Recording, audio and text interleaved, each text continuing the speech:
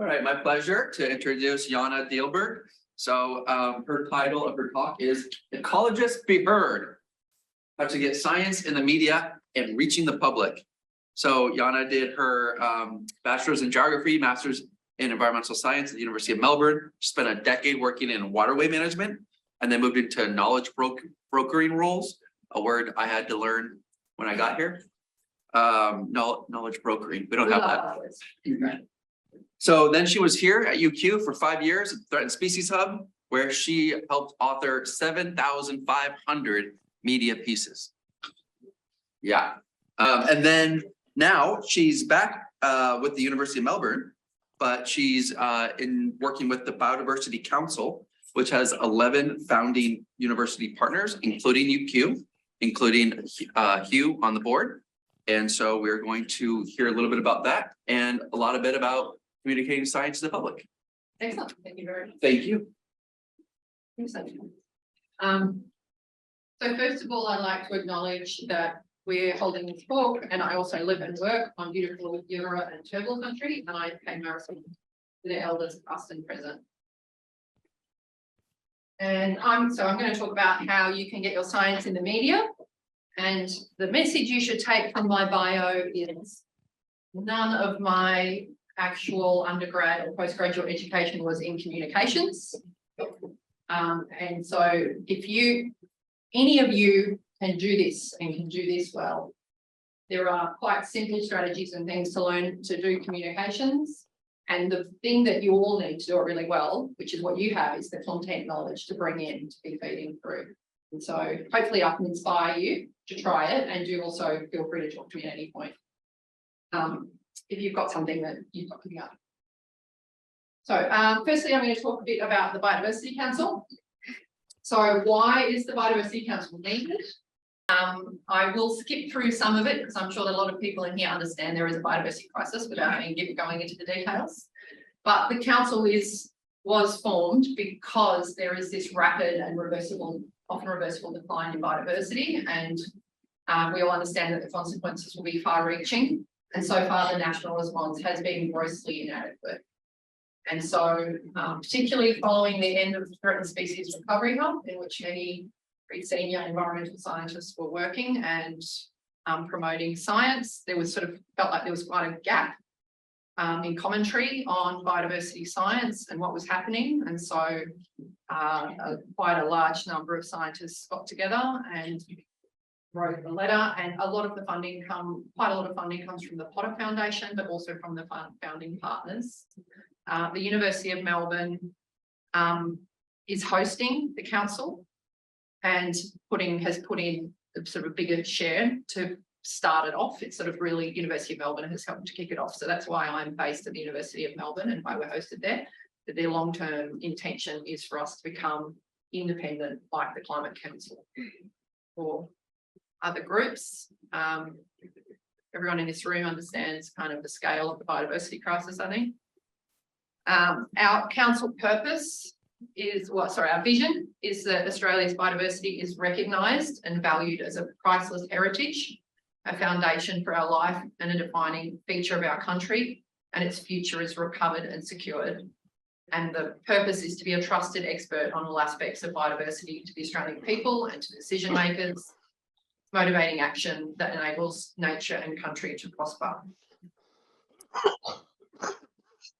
And some of our objectives are to drive improvements in biodiversity policy and action by increasing public, government and business understanding of the problem and of solutions, to build coalitions of support across public and private sectors to drive real outcomes, biodiversity, and to undertake public campaigns and direct engagement with government and business. So I mentioned who we were founded by. We've got a very small executive team. There's me, there's an executive director, Ilse Colson, Rachel Morgan, who quite a few of you will know is the acting policy innovation lead. And we have 1/3 First Peoples experts on the council, and we're half of them. So I'm not going to bother reading through everyone that's on the board. And the leadership group, you can take a look, and you can also check it out on our website.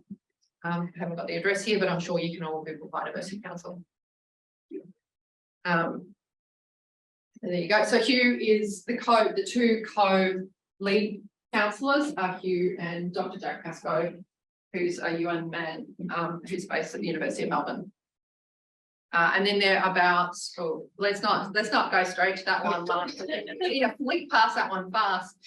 And then there's a council of about, I'd say, it will end up being about 35 other councillors. And in particular, we've aimed for a really wide spread of regions, expertise. You know, we've got terrestrial, we've got marine, we've got plants, we've got social scientists like Angela who are involved. So we're trying to come at this from all angles. Make sure that we have the right expertise to talk on different topics. And we also frequently direct to people outside the council, because it's important for the right expert voice to be in the media. It's not as in, it doesn't have to be our voice. It needs to be our voice for biodiversity. It needs to be accurate. So we'll often direct to other specialists.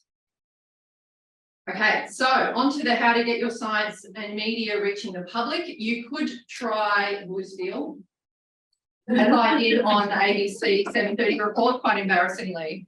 Actually, that was like the best shot. Don't ever try and screenshot yourself when you're on a thing, because it's like, you just feel even worse about the interview, I'll tell you. Anyway, so I'm going to run through 10 sort of key areas that I think are really helpful for you in generating some media. And you can apply a lot of this to other types of communications, but I'm particularly focused on media. But I will also, I might forget at the end. So the Ecological Society of Australia, ESA, they are currently producing a series of training videos that are short, that are on different topics to do with communication, because they're also running a real drive to encourage people to communicate their science more effectively. And so I know that Kylie Soames and you and Richie have produced one for social media. I've done one for media, so you can skip that one, you get to that, but there's a bunch of them and they're coming out soon, so keep an eye out for that. So the first thing, long before you want to get media coverage, when you've got some field work, start trying to assemble, start trying to assemble a collection of good photos, video and audio if you've got any interesting noise. Because if you've got audio, a little bit of interesting audio, including the birds that you're working on, making noise or something, or even honestly, even walking through the bush and setting up traps, and radio, I'll love it. Right, and video, if you want TV coverage later, if you can't give them any video and it's far away and it's something they can't collect footage of, you're much less likely to get coverage. So photos, video and audio, if you try and get them while you have those opportunities.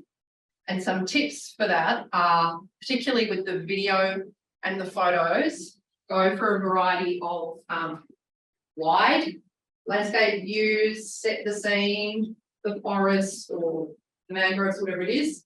Need come in a bit closer, what some of the action that's happening, and type, really zoom in on something, which could also be like, you know, the hands on the control panel. That really helps the journalist tell the story later and makes everything look a lot more interesting to them. Do the same if you collect video footage, do the same with the video footage. Collecting stuff on your phone is fine. Always do it in landscape, especially for the video footage, or if you're going to do both because you want to do something for TikTok or something, you can. But always get, mainly, if you think about like ABC TV news and stuff like that, what they need is landscape. And don't zoom, unless you've got an amazing camera and you really know that it's got optical zoom, just don't zoom, just move. Go closer when you want to closer.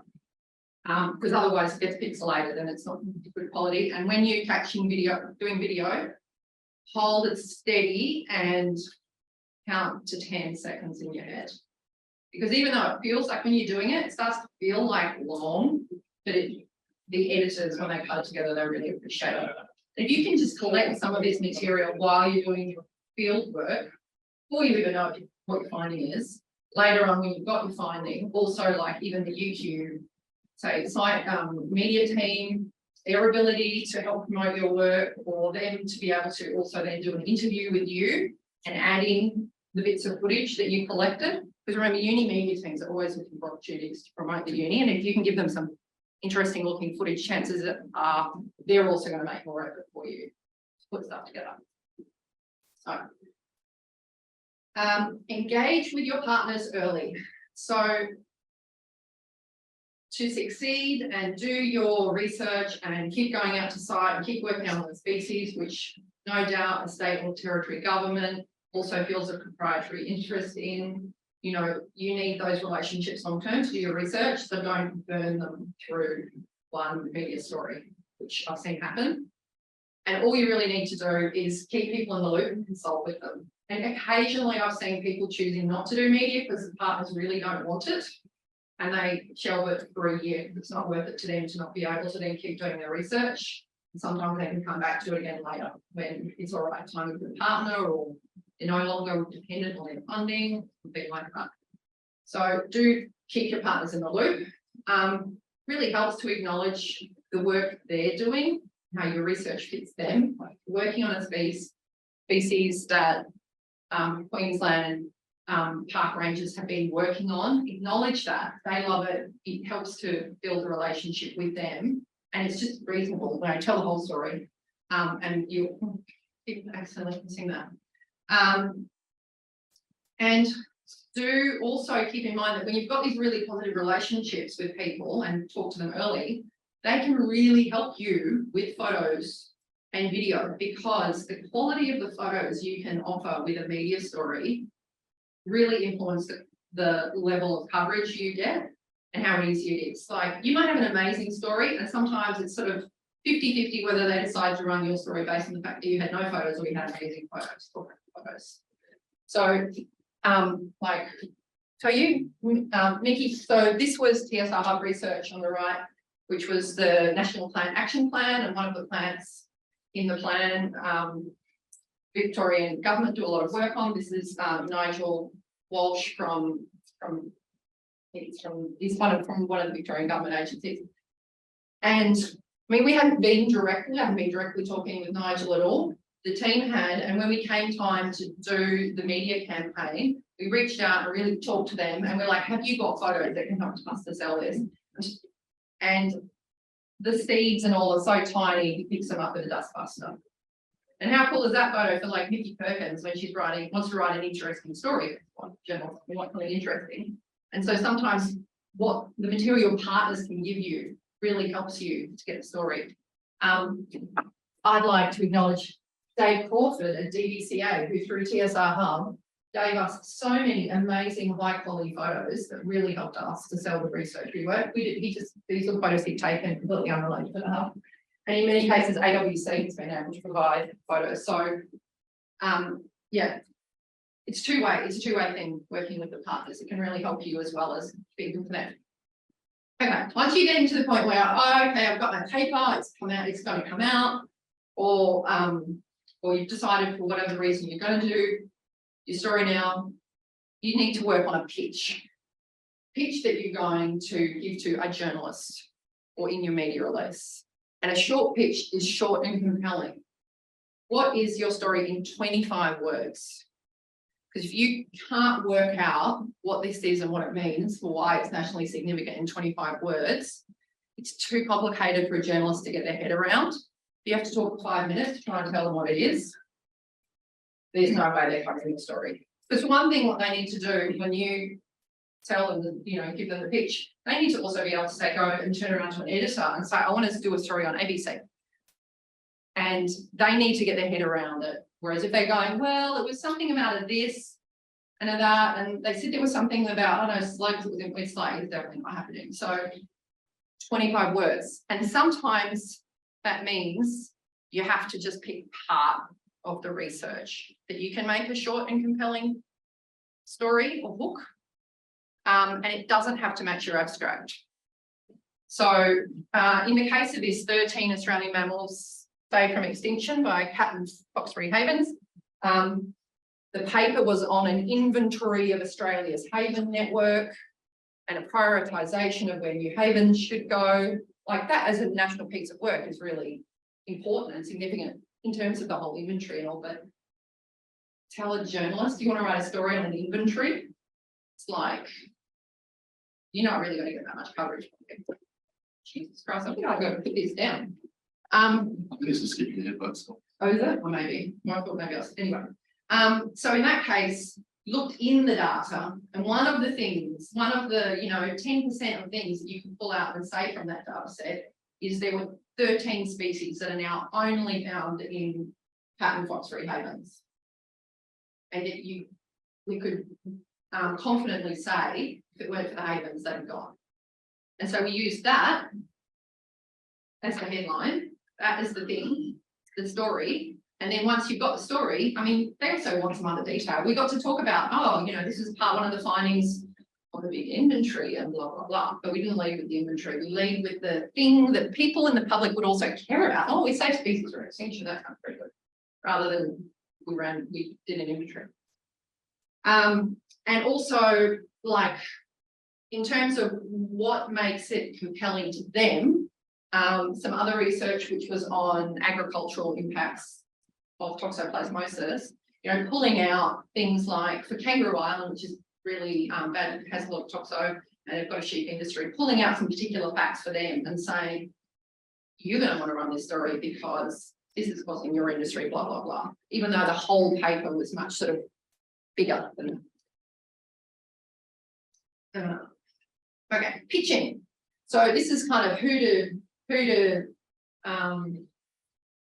where to go to with your story when you're starting. I'm putting up there front, I'm going to talk about other media outlets and too, but I'm just saying up front, as academics, anyone in the university sector, I highly rate pitching an article to the conversation.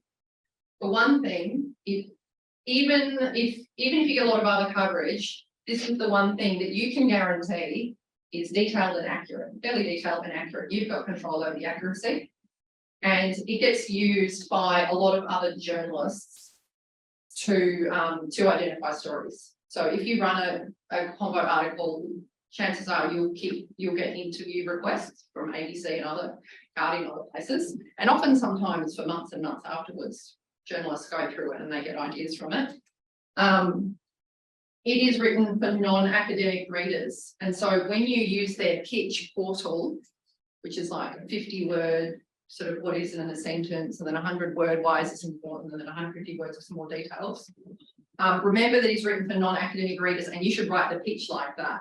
You should write the pitch in the same way that you would write that. If your 25-word is, like without saying this is nationally significant, this is nationally significant because blah, or it's just so outstanding and amazing that then they're going to, even the combo editors are much more likely to take it. So otherwise, the strategy on which media to target and how do I be able to say I generated so much? It's because sometimes one media release given to the right person equals 100 stories. And that's how you get big coverage. The things you want to do beforehand, before you get to the point of putting it out, and you should think about this all weeks ahead. And some of this you can totally get a university media team to do if they will. And then you can ask them questions about what they're doing about this sort of thing. But some of this you could potentially do yourself. And it also maybe just helps you understand the process. You want to identify some options for TV, radio, is it touchscreen? Radio and online. They're sort of separate pools. So I might approach an online, like a journalist who writes for Fairfax, it's going to be online and it's going to be in a paper. And I would say, I'll give it to you as an exclusive, which it's worth doing. To a high profile journalist, it's going to give you a big piece. It is worth saying, you can have it, no one else will have it until it comes off embargo. And then I'll put out a general release and everybody else. But you've at least got a big story in the Sydney Morning Herald and on all their online stuff. But print and online is sort of a separate pool to radio. At the same time as doing that, you can talk to Radio National Breakfast and others and get a big radio piece lined up. And you can do the same for TV, try and get a TV piece lined up. They kind of don't seem to mind because they're in different fish ponds.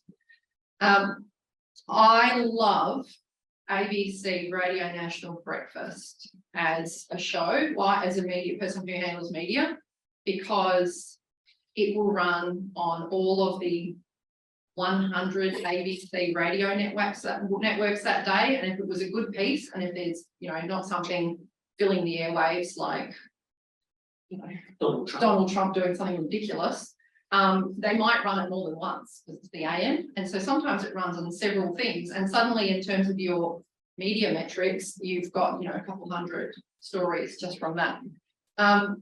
For online, that's what I mean by syndications, is when you have the same story but it runs in more than one place. So the same story in the Age and the Sydney Morning Herald, well, it is worth two. It's better, it's as good as one story here, one story there, and it gets counted as two when they do media monitoring. So for online, the key places sort of ABC, AAP is the Australian Associated Press, Fairfax, which is sort of Sydney Morning Herald, Age, WA Today, Brisbane Times. The News Corp papers, they're a bit hard also because they're paid. Unless there's football involved, it's a little bit harder to crack News Corp. And also they're paywalled, so it's harder for people to share and engage with it. And then The Guardian. You might say, oh, that's great, the ABC. I'll just go talk to the ABC, right? I can see that doesn't sound great. So with ABC, look at ABC, like look at ABC's radio programs. If there is, say, an agricultural angle to your research, you can phone up, just Google ABC Ultimo switchboard. That's their main switchboard, or Triple J hack or something like that. The number of times I call that ABC switchboard is like huge. I just phone up and say, hi, can I, so Jaana from blah, blah. Can I talk to the producer for Brisbane Drive? Can I talk to the producer for, you know, South Australian Landline? That's all it is. And they literally put me through, and then I have a chat to whoever answers the phone. And sometimes it's not the right person, but they give me the right person, or I send a follow-up email. This is, and then you take note once you've got people's contact details, you take note for next time if they were useful. This is literally how I get to half of my people. I'll say one thing about AAP, like, actually I'll say, no, I should stay on this screen and then do that screen when I get to that screen. So if your research also has a lot of international implications, you can also approach some international press agencies, same kind of thing. So there's French, Japanese, German press agencies, particularly when you've got, if they're international, particularly when you've got like cool Australian photos, and that it's, you know, they often like it, and that press agencies distribute to all of the different media outlets. And so they write it once, it ends up in 50 places, which is good value for you because you do one interview and you get a lot of coverage for it. And start doing this sort of line up all your package of your photos and things and your text, your media release, like at least, you know, weeks ahead, and then start talking to journalists like at least a week ahead for these key ones where you're trying to hook a big fish that then later on you can just put out a general release later. So I've actually had quite a lot of international coverage. I think this is one of my favourite graphics from some coverage we've had. And in terms of where coverage is, say of all the coverage the TSR Hub had, 75% of it was radio. 15% online, 8% TV, and the little sliver of newspapers. And I'd say that sort of also in some ways tells you how hard it is, because how many stories there are to be got. That sounds like terrible English, but think about radio. They're trying to fill every hour of the day. Even ABC TV News, the news channel, they got to fill 24 hours, you know, they're churning it through. Whereas an ABC online story, they want one good online story and that's it. Whereas for radio, you can get story on AM Breakfast and then do it on Sydney Drive, and you can do it on Landline, and you can get another 35 interviews in radio, because radio, they've got to fill so many hours of the day on so many stations. And it's good. Radio really helps you reach people, and it helps you reach not just the converted who would read a story on environment. They're just listening to Sydney Drive while they drive home, and so they listen to you. And the Drive programs in particular have big reach, and you get to do a slightly longer interview as opposed to a lot of the other things. So do think about contacting some of the Drive programs. Oh, and in some cases, so to get, you know, like a really good story, like some of the key ABC science journalists, I'll often say, all right, you can have this, and to break the story.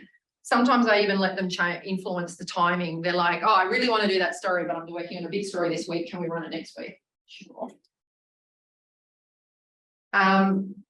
So with the online, so for Altmetric, because you should all think about your academic careers, stay in academia, you need online stories with a hyperlink to the story. And the Associated Press agencies are good for that, getting lots of online stories. So if you care about your Altmetric score, do try and maximize it. And it has to have a link to your paper. And I also recommend that you write it into a sentence that makes it hard to delete.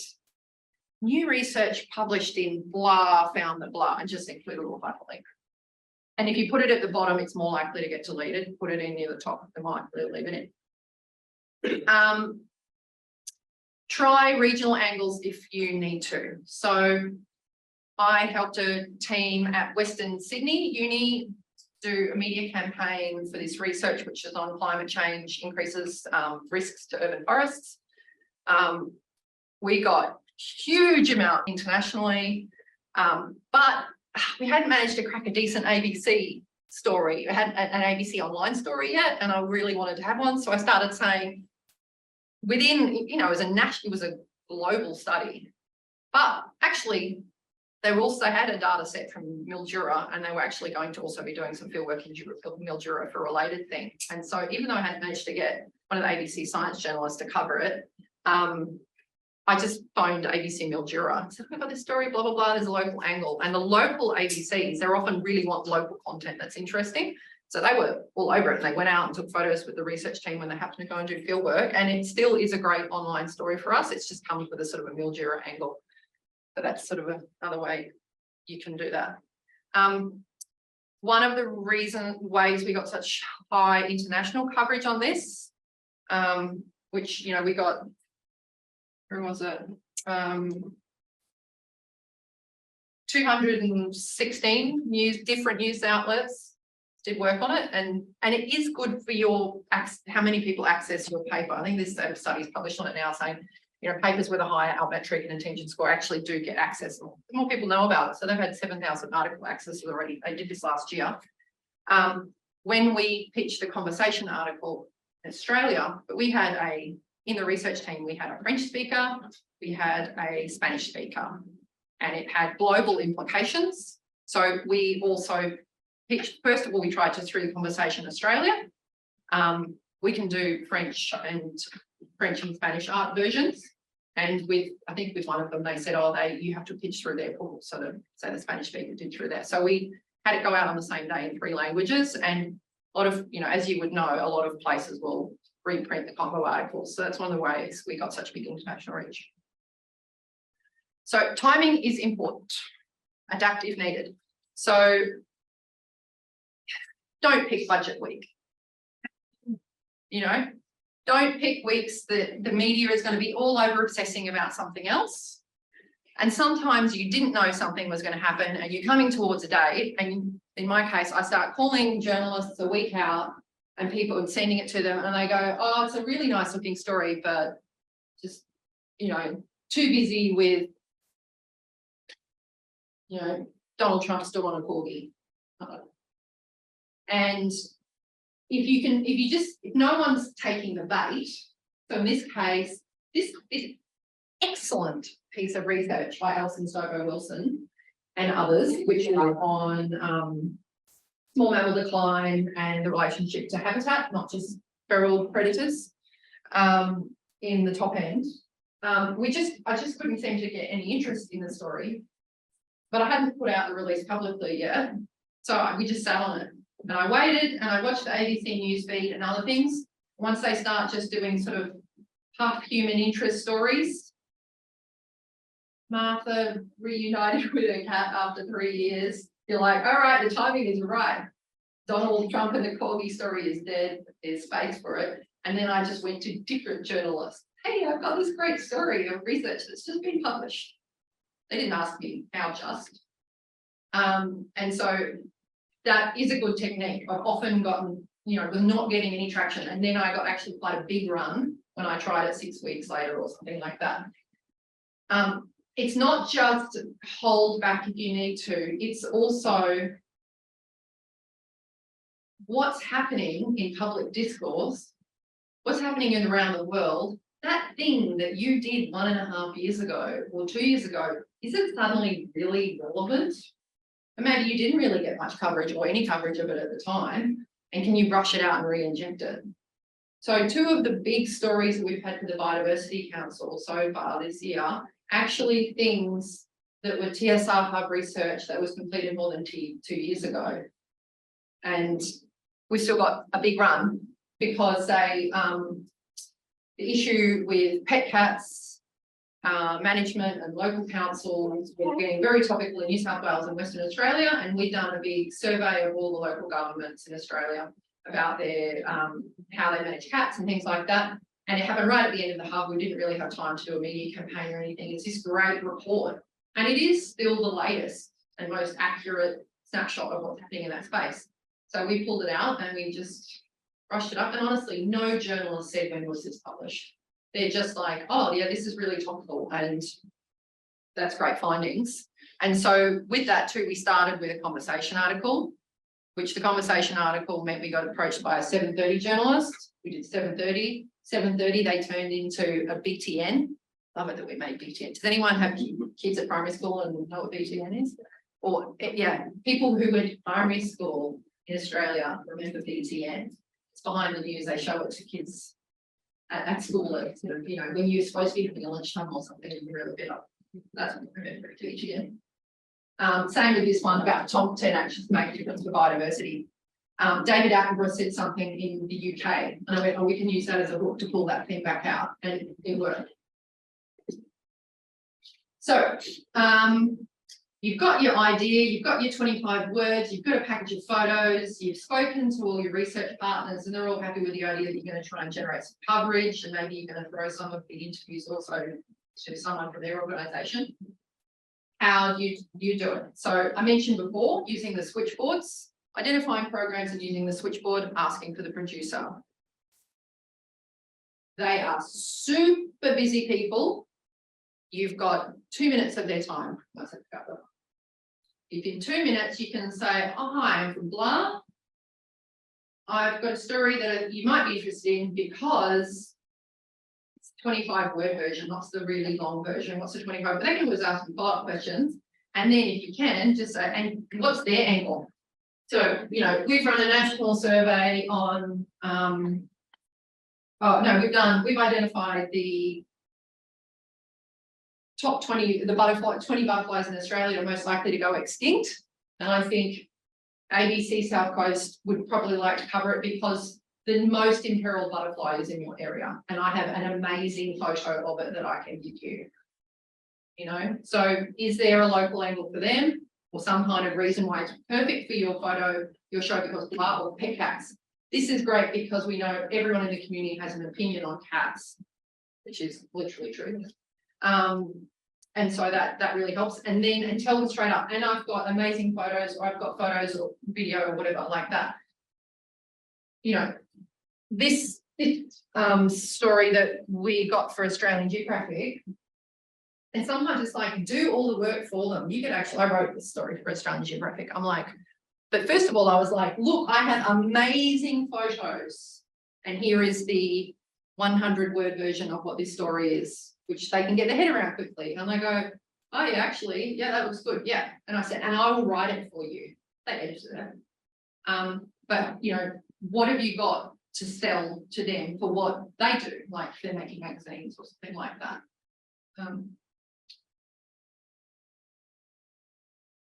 Okay, so you've gotten to the point where you've got an interview lined up. And this might just be because it doesn't have to be because you did campaign. Maybe you just got approached by a journalist asked to talk about something.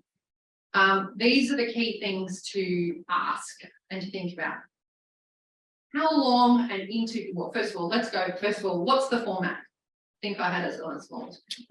What format is it? Is it for online? Is it for print? Is it for radio? If it's for online or for print, if you feel more comfortable giving them written statements, say, is it possible for you to give me the questions and I can give you written statements? Then maybe you want to think about it and check your answers. And they'll often say yes. And honestly, I think that for most people, that's a lot less stressful. But just try and give them then statements that sound in plain language, like speaking, not like really dense academic statements. Okay, maybe it's radio, it's TV. How long a piece do you want? How long will your finished piece be, and how much will the reply be? Because do they actually want 20? In many cases, they might only want a 25 to 30 second grab from you to go into a 2-minute piece on the news. In which case, don't walk along and give them a really long statement. Just go, right, if I've got 30 seconds, what are the high level things I can give for that? Or can I get into it more? Because it's a 15-minute interview on Drive. You can prep the journalist or the producer. You have to think of them as smart people who can't possibly have enough time to go off and do a bunch of background research and read all your past papers. You can say, you know, would you like me to suggest some topics that you could ask me questions on, or actually don't even ask, just if you've got the email, send them. Here's some topics or questions that you might find helpful to answer. It is surprising how many times when I line someone up for an ABC TV news interview, along with the details, I send in you might find this helpful for the introduction, something, and I just write, so-and-so is an expert in blah, blah, blah, and blah, blah, blah, and it's found blah, or, you know, and then I give them 6 questions, and they read that statement within 90% accuracy most of the time and generally ask the questions I give them. And isn't it so much easier for you to give the message you need to give about your science when they're asking you the right question? It doesn't always happen. Sometimes the interviewers don't even ask the questions the producer gave them, but it often happens, and so it's worth trying it. Work out what your key messages are in advance. If it is radio, hallelujah, you can look at a piece of paper or your screen while you're doing the interview. And you can be sure then and refer to it. And particularly if you get really nervous, I've done some interviews now. I was going to have a heart attack when I did the ABC Adelaide Drive. I think I did pretty well, honestly, and I think I sounded calm, but I felt like I was going to have a heart attack. I was very thankful that I had the things on the screen. I'm sure you, with lots of practice, your heart attack feeling probably goes away. Some level of panic is always good for everything. Oh, okay, all right. Okay. And sometimes journalists ask what just seem like question, like they totally miss the point. How they keep asking the same miss the point question. I've seen that. And so I'm not saying be like a politician and deflect and ignore the question, but if they've asked you something that really does seem off topic, just go, oh, well, actually, you know, address it briefly and just roll on to what you wanted to say that you thought was more important. Well, actually, we didn't find that was a thing, but what we found was the most important thing was blah. Because remember, what they're really after is they're just after interesting copy. They're after an interesting story, and you're helping them do that. And so as long as you're not going off on really long detailed things, if you're in a bit of a flow and you know you're working through your key points on this topic, even though they ask you about, you know, how high is the tree, you know, you've answered how high is the tree, but you're in a bit of a flow and you go, oh, and then next we looked at, you know, how thick the bark was, and then and just roll on, and eventually you can hear they'll start trying to cut you off. Just, you know, give them a bit and then let them ask a question, but just roll on. There were, oh yeah, so that was, I put these here because of the whole like, no, oh, that's the other key point. Is it like, if it's print, you can totally close it to your written statement. If it's TV or radio, absolutely you have to ask, is it live or a pre-record? Okay, if it's live, you just have to nail it. But if it's a pre-record, so that 7:30 interview, or I don't know that, it was pre-recorded. So occasionally I'd start answering and I'd think, oh, because I knew they're going to try and cut into little chunks. They do. Occasionally I'd start answering a question and then I think, oh no, wait a minute, I've started one of my, I've started an academic kind of caveat on this. It's getting a bit long and complicated and the listener at home is going to get lost in this. Don't just roll through to the end when you think, oh no, I should have answered this differently. And then say, can I do that again? Because it means you've given them a good copy, whether you liked it or not. And when they come to editing, they won't notice and they might use it. Whereas if you're halfway through and you think I should have said something differently or mucked that up, just stop mid-sentence and say, oh, sorry, I'm going to do that again. You can do that as many times as you need to. Do eventually need to finish the sentence. But I did it quite a few times in 7:30 when I felt like, all right, you're not nailing that, I'll say that again. Use plain language. Ooh, and I got to say, so it is hard when this is all in your face. This was Megan Evans getting interviewed just down here.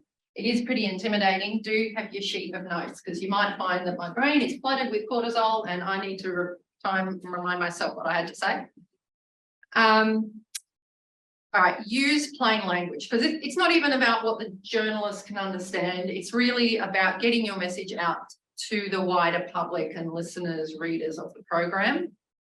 And I will say plain language is words that non-scientists use, not what you think they should understand. People say that all the time. Oh, they should be able to understand that. Unless you can imagine your neighbours who, I don't know, work in a completely non-science related area, having a beer and talking about trophic levels. Don't say trophic levels. Everyone, but everyone knows what that means. No. For one thing, you've added to the cognitive load. This is the ANU's Science Comms Research Group's done what's fascinating things. If you add to the cognitive load of things, people believe you less.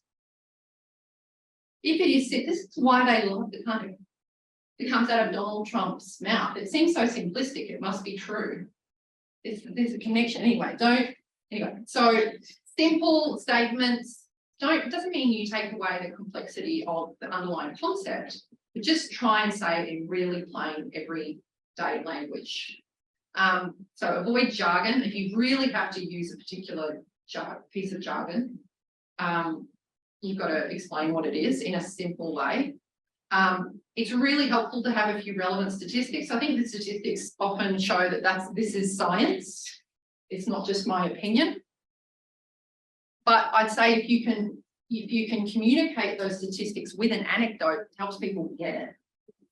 So I think a great example I have seen is, and particularly if you've got longer time, or like it's a longer interview or something, say John Wojnarowski once talking about mammal trapping rates in Kakadu crashing and saying, when I first started doing mammal trapping in Kakadu, 40 years ago, the bush was so loud all night with animals scurrying around you and running through the campsite, it was half asleep, like tripping over bandicoots. And then over the years, we just got less and less, animals in the traps, and actually the campsite got quieter and quieter. And now if you go and camp in Kakadu, it's like you're really lucky if you see anything, which is pretty quiet.